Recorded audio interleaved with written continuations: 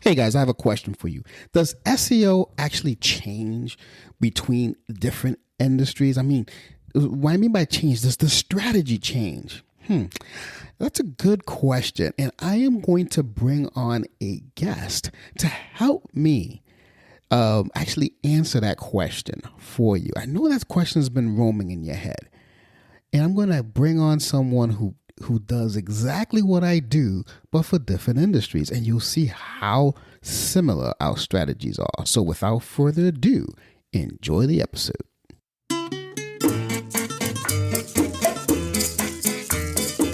Hello, and welcome to Marketing Solutions for Local Businesses, the podcast where you will discover all the latest and greatest digital marketing tools, tips, and strategies you will need to implement in order to stay ahead of your competition.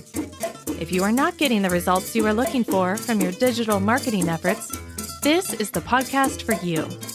And now, here's the host of our show, the local business guy himself, Frank Deming. Hello, everyone. This is Frank Deming, the local business guy, and welcome to another episode of Marketing Solutions for Local Businesses. Happy Wednesday. Happy hump day, everyone. I hope you guys are having a rockin' week thus far. Today, as I say in a pre-intro, I have a wonderful guest. I have a rock star of a guest. Someone that's going to knock your socks off when it comes to SEO. She's super duper knowledgeable in the topic. That's why I wanted to bring her on. So again, you guys don't have to listen to my boring voice all the time. So without further ado, I want to introduce you to Brittany Murphy. Welcome to the show, Brittany. Thank you, Frank. And thank you everybody for having me. Awesome. So I already said some things about you in the pre-intro, Brittany, but in your own words, who are you and what do you do? Well, I am the Socks Knocker Offer Murphy is what my name is. Love it. Yeah. So what I specialize in is I've been with a digital marketing company for the past 8 years here locally in Louisville, but we have niched ourselves down to really focusing on great websites and websites that gain new leads, especially in the home trade service industries is kind of what we specialize more in. So all your guys that work in the roofing, plumbing, electrician, fencing, tree care, all those niches are the ones that I'm really trying to actively help and letting them know what needs to be on their website and how to make that website do better for them. Awesome. Out of curiosity, what made you select that particular niche?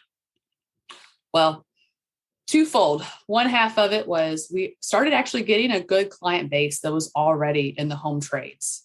And at the end of 2019, we were kind of thinking that maybe we should start to specify with just those guys, and especially if we're focusing on those, you have all the experiences, you have the processes, everything that needs to be. And I do believe the more you can niche down, the more you can actually be a real expert at those activities.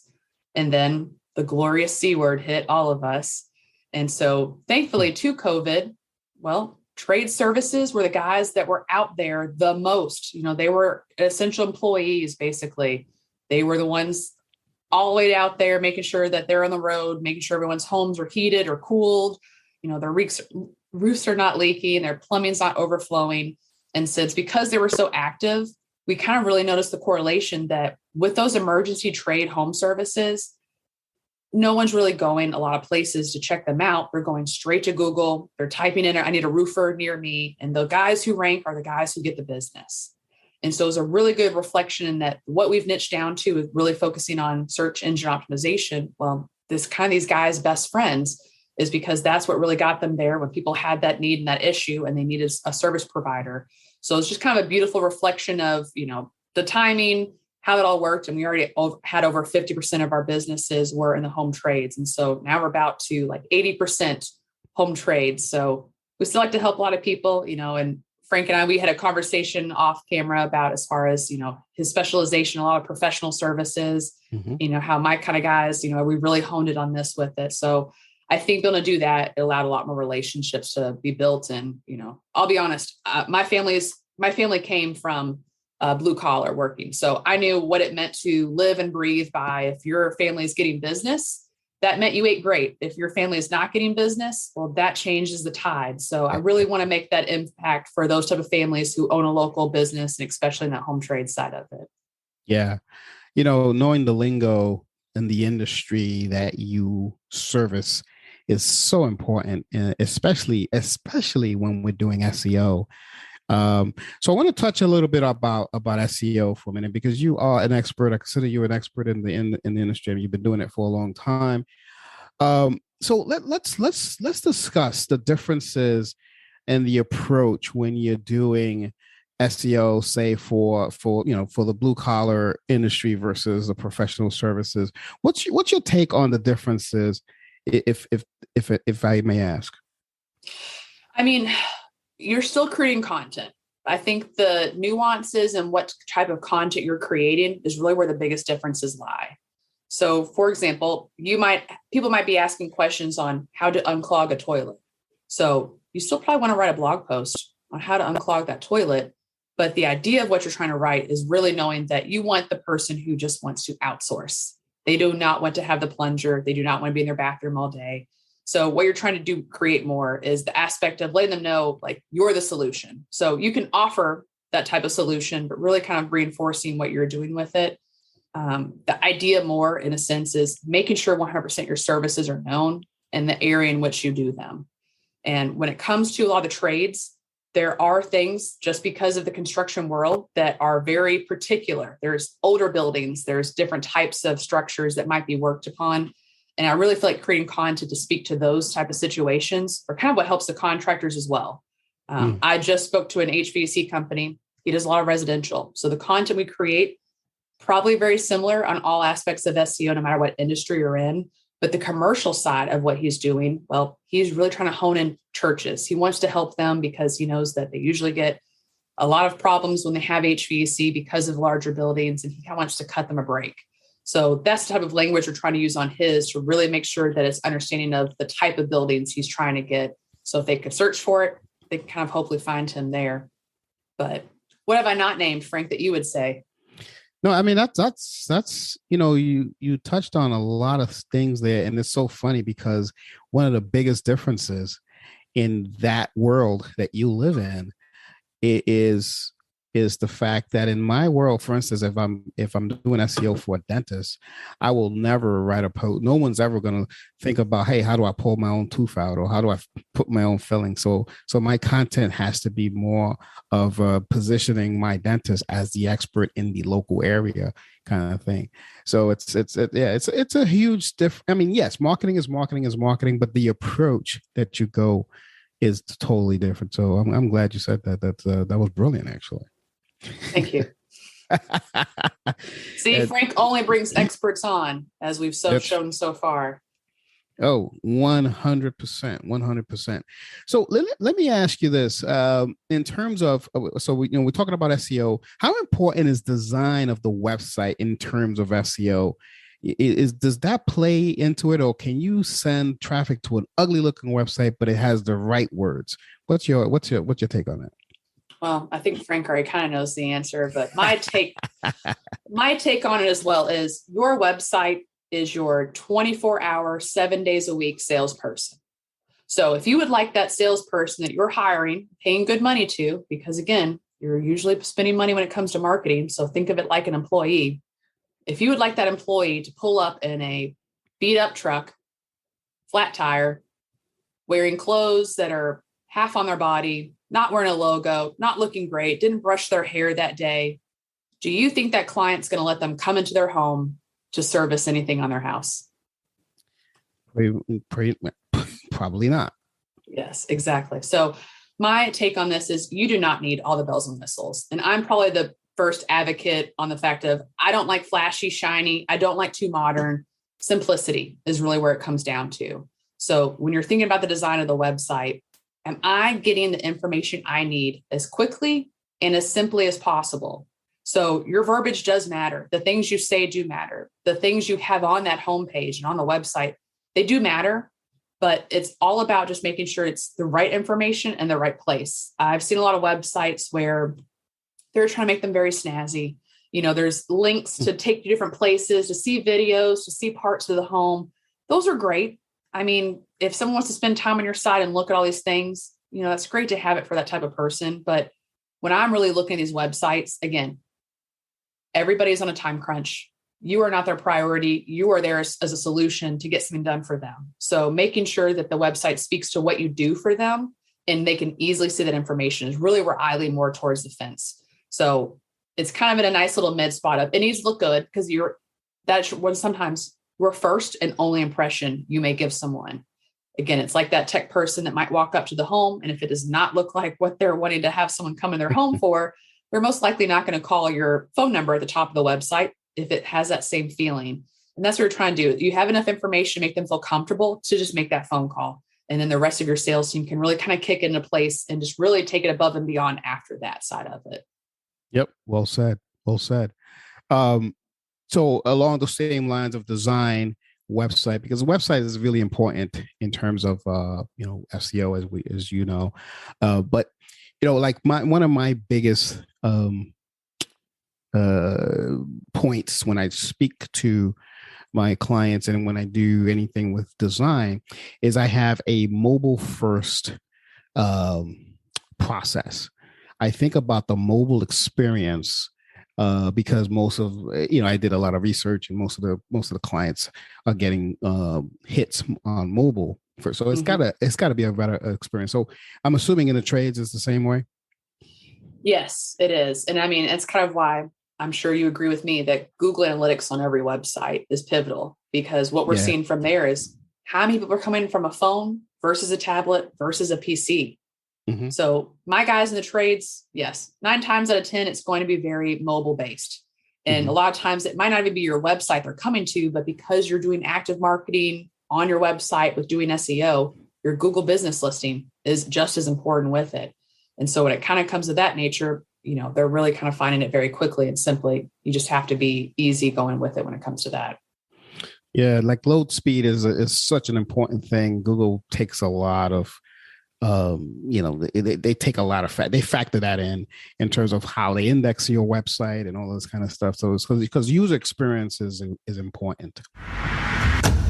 Hey guys, I hope you guys are enjoying the content that our guest is bringing you today. Incidentally, speaking of the guests, if you would like to be a guest on this show, if there's something that you would like to promote when it comes to digital marketing or anything within your business that you would like to promote, give us a call at 888-416-7752 or simply send us an email at info@lbmsllc.com. Someone from my office will then send you the podcast intake form and we will schedule you on the show. So if that's something you would like to do, go ahead and do that and I'll put you on the show. For now, enjoy the rest of the show. Yes. So what do you say to those people out there who because I get this a lot. Hey Frank, SEO is dead. It's not really converting like it was before.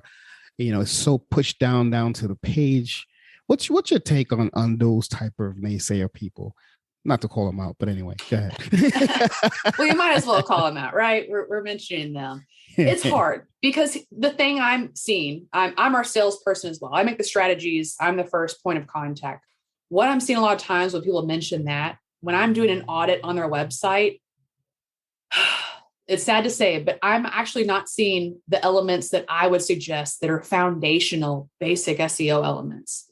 And I feel like that's kind of a hard spot is one part of who I talk to, they have already worked with someone. And a lot of times it might've been working with someone that was one of your national marketing companies, Thrive, RevLocal, any of those guys with it. And the sad part is yes, you have a lower fee, but you kind of have a cookie cutter game plan. So a lot of times at the very beginning, I mean, this might work well for you because you had absolutely nothing beforehand. But as time goes, other people are working with people like Frank and I, who we know what we need to be doing. We need to be customizing. We need to be ever changing because as much as we're changing the game, well, Google's 2 steps above us trying to change the algorithm against us. But what we're trying to do is make sure that we understand what trends look like. So therefore, we're not going for the extreme trends. We're going for what's in the middle that we know is going to stick long term. And I feel that a lot of companies are trying to do things to make it seem that they know way more than everybody else. they're trying to do those little tricky things that could get some immediate results, but it's not going to be a long lasting effect. So they're kind of getting the niceties of it. And then that kind of slowly dwindles away. But a lot of these companies maybe pay a very low monthly fee, $700-800 a month might be all they're charging you for your website and SEO. Frank and I both know as marketers, that's not going to get you where you need to go. And especially long-term, you are going to be even slower than what your competition's doing. And so it's kind of where half, I would say, are definitely down that path as far as they just didn't have things that work. They're a little jaded, and they honestly partner with companies that didn't have their best interest at heart to make sure they're customizing what needs to happen for their overall strategy for their website. So my other side to this is it's people who maybe haven't tried it yet. And so they're really unsure of what that return on investment would look like for them. They've just heard it's hard. They're seeing how many things their competition's doing. And when it comes to that, all I would say to kind of push back at those naysayers, schedule a free strategy session with someone like Frank or I, who know exactly what we're talking about. We're experts in our field and we like to specialize, because I think what you would find out from one of those audits that we could do is that there are things we're seeing that, okay, yes, your competition is ahead of you. They've done this longer, but they're not doing this, or here's an opportunity, or here's another gap that we see that they're not taking advantage of. There are still many ways to kind of work the content gap system, as you might want to say, of they might be doing great for this, but there's always alternatives around it. And I feel like that's where if you work with a specified SEO company, then they're able to do that keyword research and find those opportunity gaps for you, versus most large companies just going after those main keyword terms, roofer near me, different things of that, versus, well, some people are deciding, should I do shingles or should I do metal? Yeah. They're typing those things in. So that's good content opportunities that I think just a lot of maybe larger agencies are not going down that avenue with it. So if you have for someone, let them see what it could look like custom. If you haven't worked with someone yet, let them tell you what it could look like if it is custom, because in this day and age, everybody's on their phone all the time. I know. Always searching. So there's no way that you should say you shouldn't be there, because that's only where the future is going to keep going. And it's just like video now in podcast now, everyone's trying to get into it on the ground floor. So not to say that if you want to start this in 10 years, you won't get anywhere. That's not true either. You just have to be even more strategic in what you're doing, or maybe you need to niche down more. There's always marketing opportunities if you talk to a marketer. That's what we're happy and we live and breathe to do, is to think of these opportunities. That's what I would say to someone who's not sure. Let us tell you, let us do the work, let us create the strategy. And my company, we like to be very honest. If we don't think we'll get you that return, I'll tell you. And you can pick someone else to do it with, that says, yeah, for sure, this will be great. And it's a low fee. That's fine. That's not who I want to work with. I want to be honest, and I want to tell you what's going to work and what's not going to work with it. And I feel like that's kind of where that jadedness can really come from, is in the old days of SEO, it took nothing to rank. I'm sure you remember. Oh, I remember. Yeah. Now it's changed. Yeah. You got to really know what you're doing. You got to get the right backlinks. You got to do the right setup on the front end. And they're really honing down, hunkering down on the whole gray hat, black hat side of things. Yes. And they're shutting those sites down a lot quicker than before. It used to take 3-4 years to shut down a site. Now they're doing it in a drop of a hat. So yeah. So it's funny, guys, it's like it's almost as if I'm talking to my twin on the other side of this microphone, except she's a lot better looking than me. So there you go. I'm glad. I'm glad that a lot of people got to hear it from you. They hear it from me very often, but as another expert doing this, it helps me out to get the word out. Getting in she just gave you $1 million idea. I mean, getting those keywords that people it's easy to say roofer near me. That's easy. But there's things called what we talk in the SEO world as money keywords. That's where we get the results for our clients. That's where we do it. Not so much in the so-and-so near me, So I'm glad you said that, Brittany. That was awesome. Let me ask you this. Do you play a lot in the social world at all? Very little. So because we're trying to niche down and our guys are mainly going to get found on Google, we really don't do too much with social media, but you can go ahead and ask your question. Okay. I was just going to ask you, what's your take on, because there's some people out there who are saying that, as long as you're on social, it helps you with your SEO rankings and all that stuff. I mean, there's a lot of, in the industry, I don't want to bother your audience because, you and I geek out about stuff like this, but the audience probably doesn't know, but it's good to get them informed. I think a well-informed customer is a better customer for us, I believe. So yes. What's your take on it? I'm a little 50-50 on it. I've seen it help on SEO and I've seen it not do dilly squat. What's been your experience?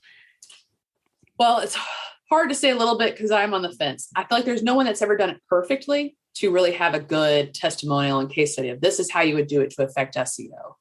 Mm-hmm. To be very frank, I don't think it has a huge of impact as I think a lot of people would like to think that it does, only because the instances of if you're creating content, well, you can share that on social media. They might click on read it. You might get some traffic from it, but that's not actually going to affect the algorithm and saying, wow, this is a really good search result. I think actually having that good content that can get found on its own is kind of more pivotal than in the hopes of kind of sharing that on social media and then kind of hoping it goes there and maybe kind of get some exposure that way. Now, the differences are, do you have something that's very neat, niched, fun? Well, if you could go viral off something, that could dramatically change everything. The fact you could have so much traffic to your website, if you could change and create the content, kind of go with it to keep those people on there, I think that's kind of what would make an impact as well, is because let's just say if you were featured on BuzzFeed, well, that's going to help with SEO. You got a link on their website, so that's going to help with SEO. They're sharing you on social, that's going to generate the traffic, but that's not a long-term solution. And there's never a way you're going to go viral on everything. But if you could get that type of situation to come together for you, yes, definitely. But most of my guys, when it comes down to it, the reason we're not even looking at social is because, yes, if your roof is leaking, this is winter, if your furnace breaks and you are freezing, well, you're not going to social media. You are immediately going to Google, Yahoo, DuckDuckGo, typing in to get an HVAC company to come to you as quickly as possible. So I don't think it helps too much with SEO, but I do think it is a huge thing when it comes to conversion. You need to at least have that good presence. You need to showcase what you're doing, because what I love when companies do it correctly, showcasing their culture, showcasing their before and afters, really just kind of talking about what they do and giving that personality to it. That's what social media does an excellent job at if you put the time and the content to do that. And that's kind of where, even with our strategy, it's the shoe cobbler's kit analogy. We're not doing as much for ourselves as we do for our clients, but that's what we're trying to do a lot better job moving forward, because we want to practice what we preach. Exactly. And so knowing that, we know that what people want to know about us is more actually about us. And I think that's a great place to kind of put that on social media, because it is a personalized platform. We're trying to connect on these places. So if you can give that type of information, someone might find your website, they look at your reviews, those look good. They might quickly click that Facebook icon or that Instagram icon. And if they're on your Facebook and they see, wow, here, look at them. They do community service. They just did this project. Look how good it looks. And oh, look, they just celebrated someone's birthday. I bet that these people would show up and clean up after they're done. And again, I'm kind of talking about my trades guys, but that's really what people are kind of looking on. It's just those clarifications to make sure that this is a good call when they make it, because a service job versus a complete install of something new, well, we all know it might cost just a little bit to get 2 shingles replaced on our roof. Right. It's a whole other ordeal if we have to spend thousands of dollars on a whole roof replacement and deal with insurance and go through all those hoops.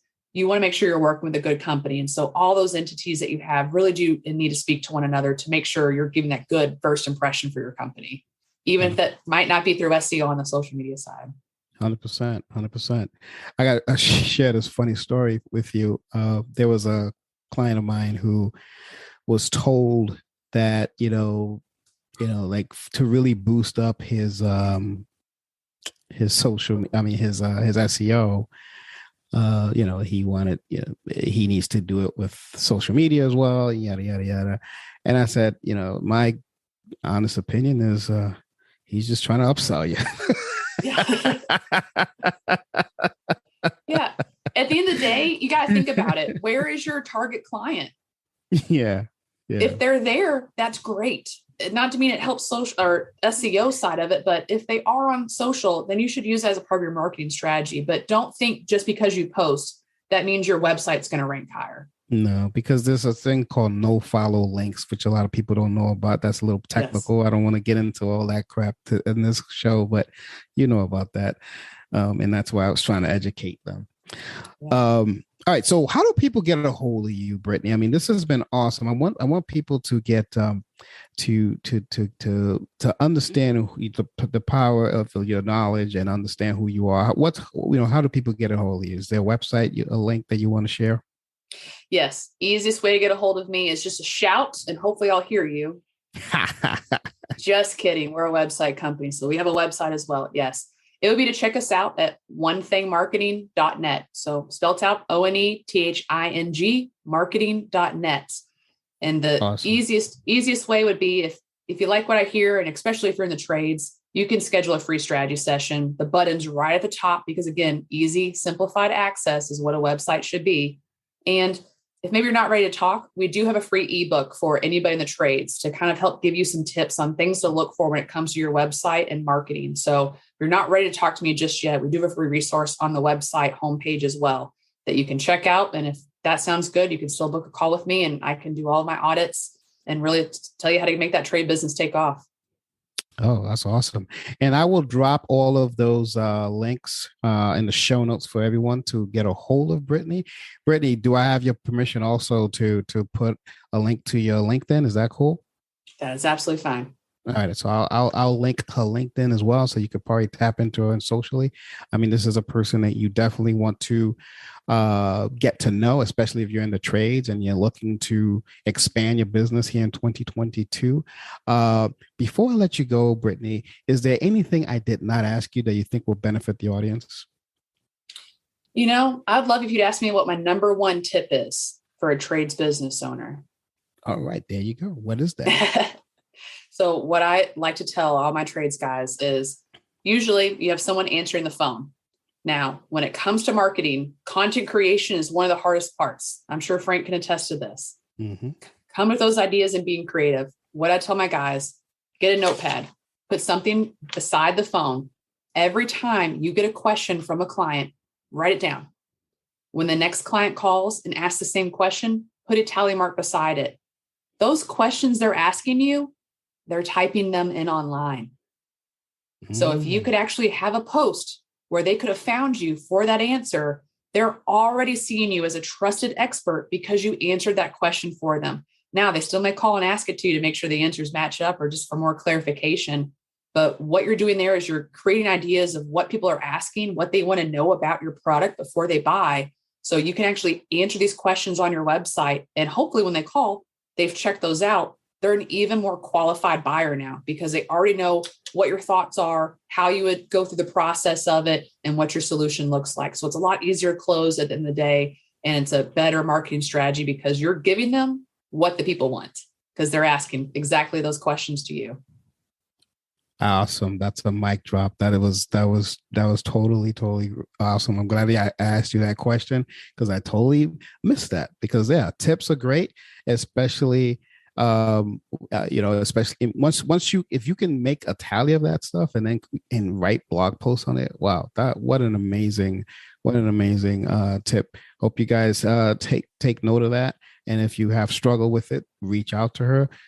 As again, the links are in the show notes. With that, I am going to put an end to this wonderful episode. This has been Frank Deming, the local business guy, and you've just been blessed by the great Brittany Murphy. So until next week, folks, take care and bye for now. Peace out. Thanks for listening to another episode of Marketing Solutions for Local Businesses, the podcast where you will discover all the latest and greatest digital marketing tools, tips, and strategies you will need to implement in order to stay ahead of your competition. Don't forget, any links that were mentioned during the broadcast will be available to you in the show notes, so be sure to grab them while you have the chance. Incidentally, if you have any topics that you would like for us to discuss on the show, be sure to send an email to the email provided in the show notes, or click the Contact Us link and let us know what topic you would like us to help you with, and we'll be sure to add it to our schedule. If you would like for Frank and his team to look at your digital marketing presence and give you a free evaluation, simply click the Request a Free Consultation link in the show notes to get a hold of them. That being said, until our next episode, make it a successful digital marketing day. Peace out.